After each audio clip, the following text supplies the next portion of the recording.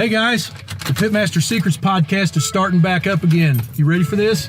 So right now I got my buddy Scott with me, and we're anxious to get, podcast episodes made. And so we don't have our podcast room set up yet, but while we're working on it, we're just going to take a drive and do what we got to do. And today's podcast episode, we're actually talking about, I got my outline here, what's the difference between a reverse flow smoker and an offset smoker. So prepare for me to blow your mind technically about what I think the difference between those two pits are. And anyway, so we're going to cue up the intro real quick, and we'll be right back. Stay tuned. You're listening to the PitMaster Secrets podcast.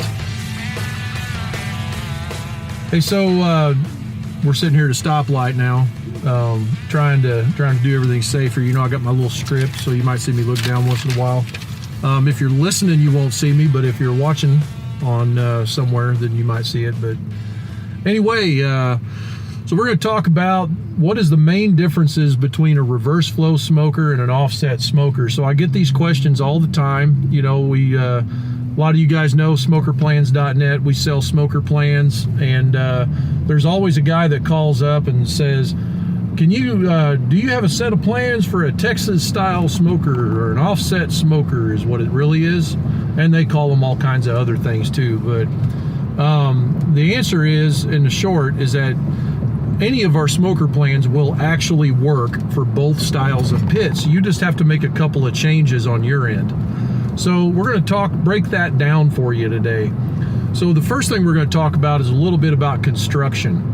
So on the construction of a reverse flow smoker, we're going to have a baffle plate in the cook chamber. You guys all heard me talk about baffle plates. And that starts horizontally in the cook chamber and goes from the firebox end. It's welded in solid, goes all the way across the firebox or the main cooking chamber until it gets to the other end of the smoker. And there's usually a gap right there at the end where all the smoke and the heat and the air mass is forced to take a 180-degree turn upward and turn 180 degrees and go all the way back towards the firebox. That's why we call it a reverse flow smoker. So on an offset, we're not going to have that baffle plate. Now, there's two different kinds of offsets. There's a tuning plate, which is what I always call a traditional offset. And then there's these new Texas style kinds. These are what you see a lot of these famous pitmasters down in Texas using and stuff like that. There are some pretty good sized pit builders around that are making those. Those are just an open chamber offset smoker. So what you'll have, we're going to talk for the sake of argument, because the tuning plate version, the old traditional set offset, pretty much a lot of people have forgotten about that. You don't see a whole lot of those built anymore. I think I'm the only guy left maybe that talks about it. But on the open chamber offsets, we're not going to have any kind of a baffle plate inside the cook chamber horizontally at all. It's just going to be an open chamber, and you've got your main cooking grate there. Now, on the main difference is at the throat opening. Depending on who's building the pit or what design you're looking for, we're going to try to direct the flow of smoke and heat and the air mass upward at almost a 90-degree turn as fast as we can. Now, you'll see all different kinds of ways of doing this. I think some of the Jambo style pits, they actually have a two-piece throat baffle, which one little short horizontal piece, and then they've got more of a scoop looking thing that aims up. Or you'll have the ones like I tell people to build. I got advice from a buddy of mine. I'm not going to tell you who it is, on a design that he used to have, and I really like it a lot.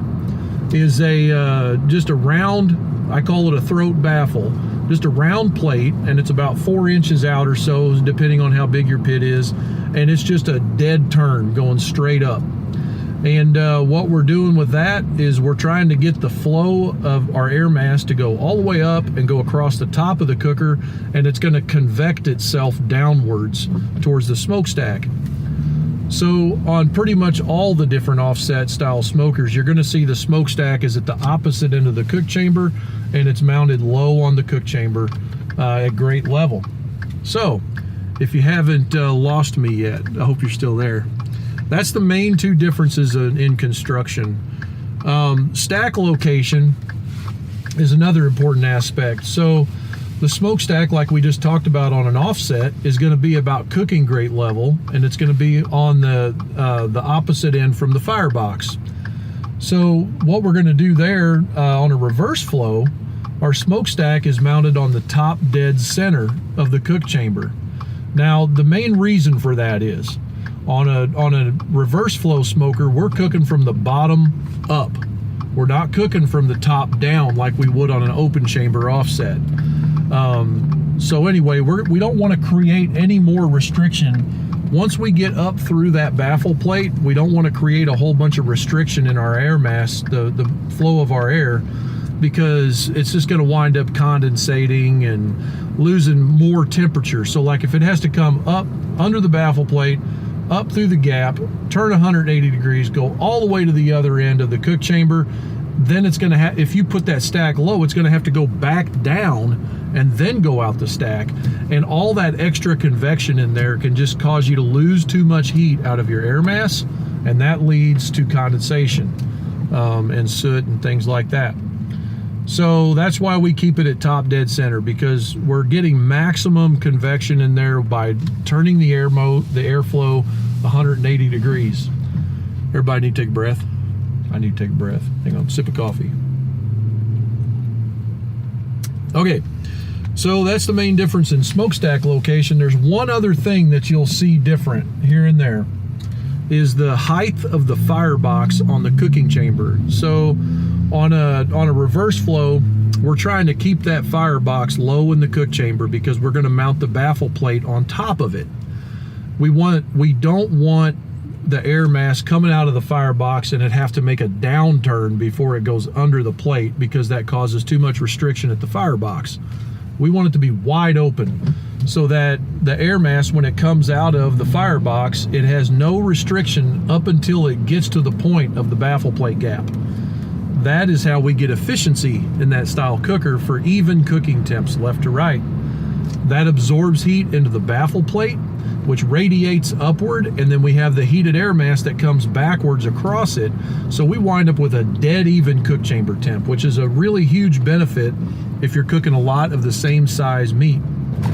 So on a offset though, an open air offset, we're going to wind up mounting that firebox most of the time about 50% up the sidewall of the cook chamber. Now, the main reason for that is because we're trying to get our air mass to go straight up in there, and I'll explain more about that here in a minute. We want to cook from the top down on an offset. So, because otherwise everything would just come right out, and that end of that cooking rack would just get roasted. You know, you're not going to really be able to cook there. You know, we need to do something else in that spot. So we put that throat baffle on there.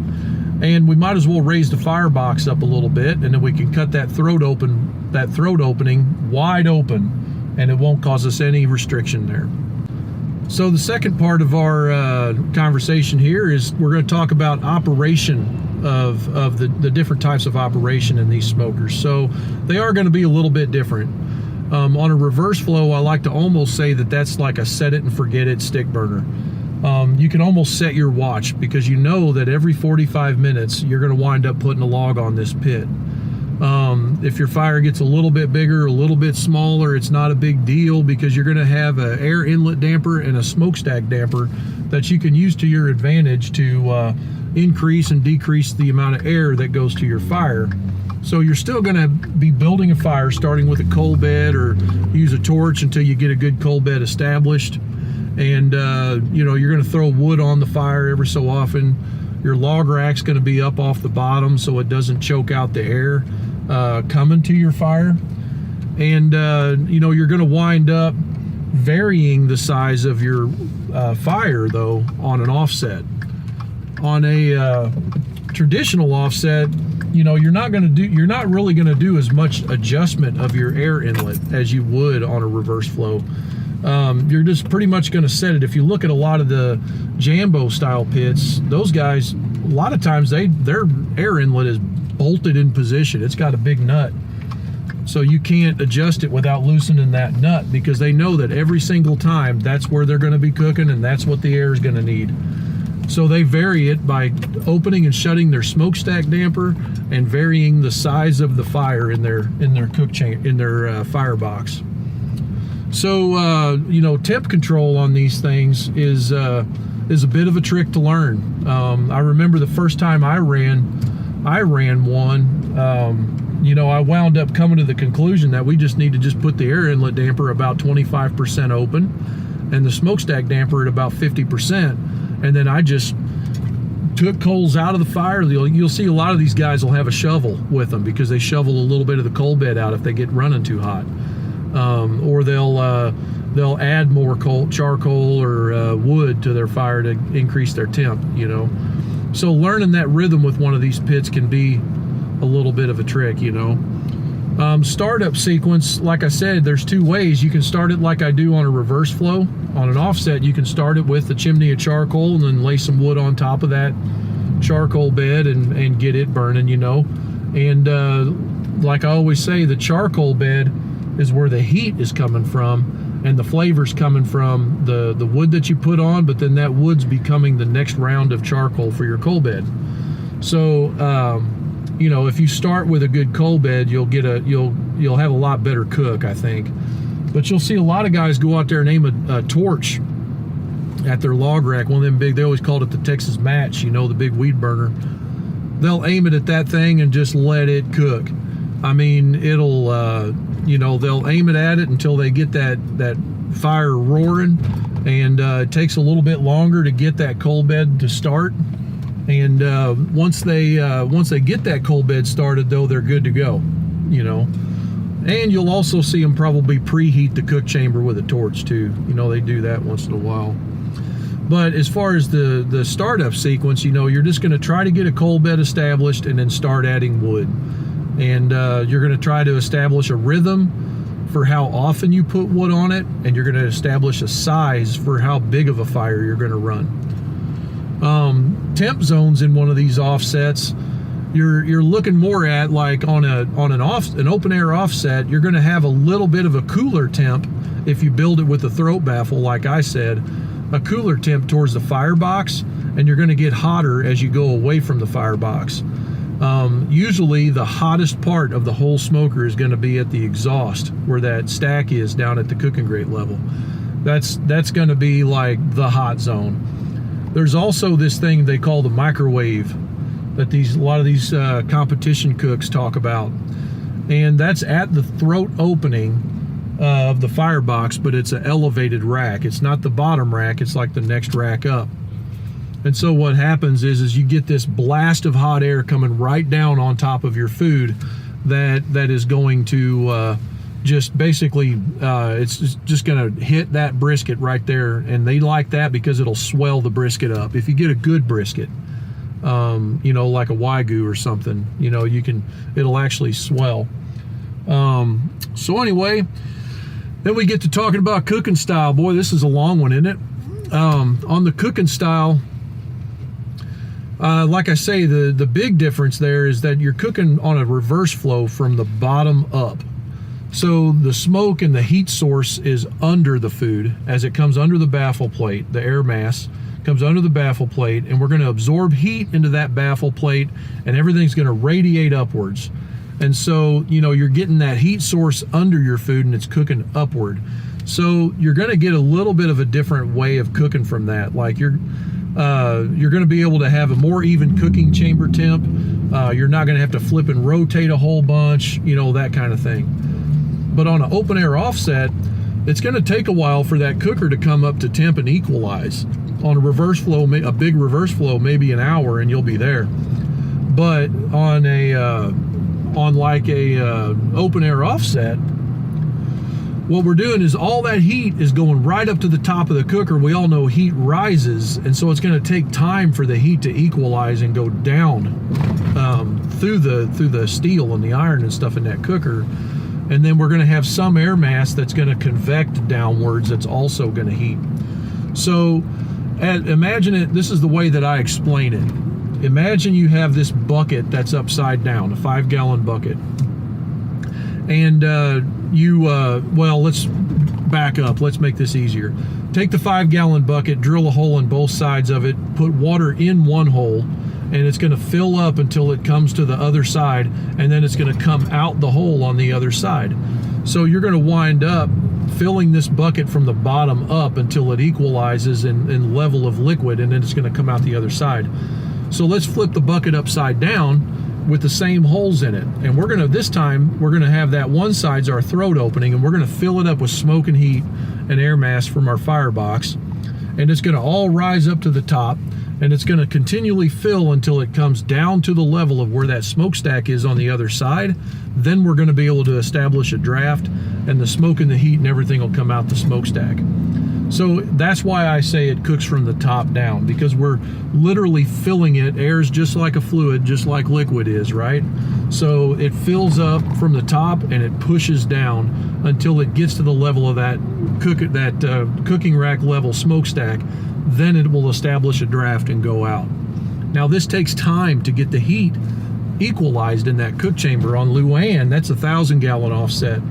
That cooker, she would take 2 to 3 hours to get right before we could actually like walk away from it. You know, you had to really, for that first 2 to 3 hours, you know, you had to follow a really close cycle on heating that pit up if you started out from a dead cold pit. You know, and then as we went, like the needle on the thermometer would show, you know, 315 minutes, but it wouldn't be equalized. You'd have cold spots real bad.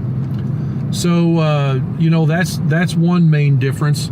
The other main difference is that you're going to have to flip and rotate your food on an offset, like it or lump it, because since we have that air mass coming from the top down, the opposite direction it really wants to go naturally, we're going to have a zone in that cooker that might be a little bit hotter temp.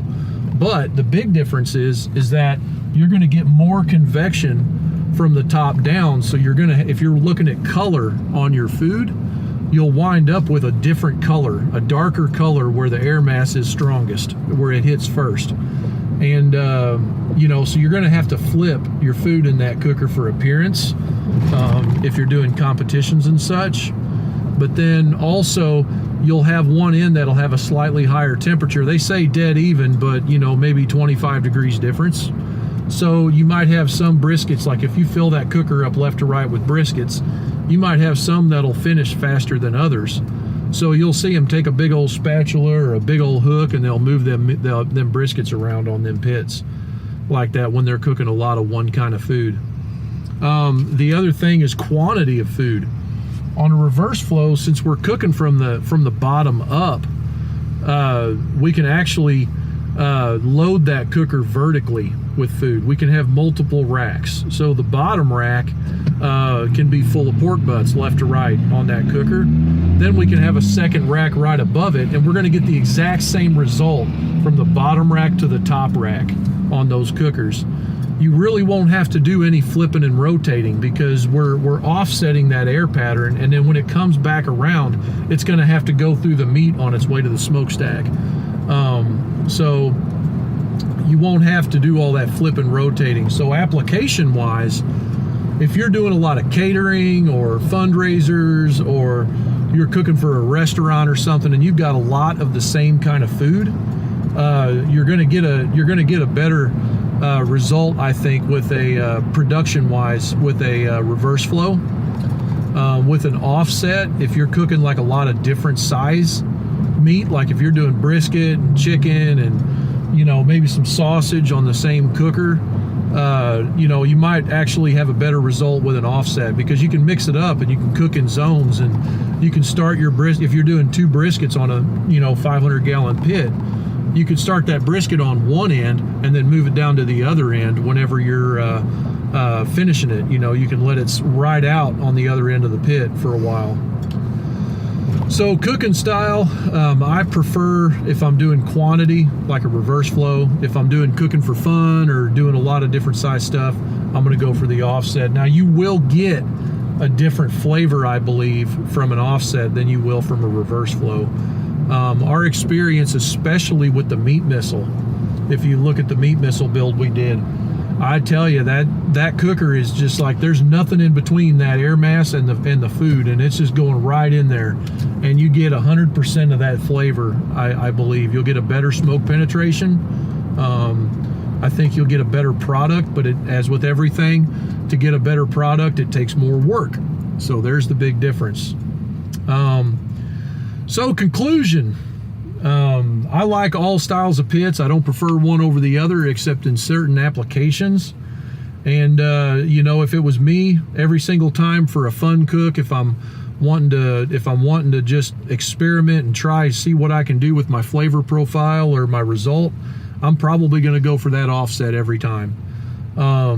If I'm looking to just cook for production and you know, the consistency of the result that I'm looking for and minimal labor in my cook, I'm going to go for the reverse flow every single time. So hey, I hope that helps. You know, over the years we've made over 200 sets of smoker plans that you can get for all different sorts of plan or size pits and cookers, building 500-gallon tanks, whatever, pipe, it doesn't matter. Go to smokerplans.net and you can get your start on your build. If you want to get a free set of smoker plans, though, there's a link in the description. Click on that. It's going to take you to smokerplans.com, and you have a chance to get yourself a free set of reverse flow smoker plans. It's one of our best selling set of plans. Perfect patio model, and it's a great place to start your barbecue journey. So anyway, until next week, hey guys, I appreciate you listening to this highly technical broadcast that we do here on iTunes and YouTube and everywhere else you might see this thing.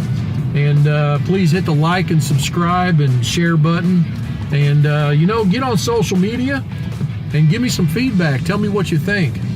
Anyway, appreciate you. We'll see you later.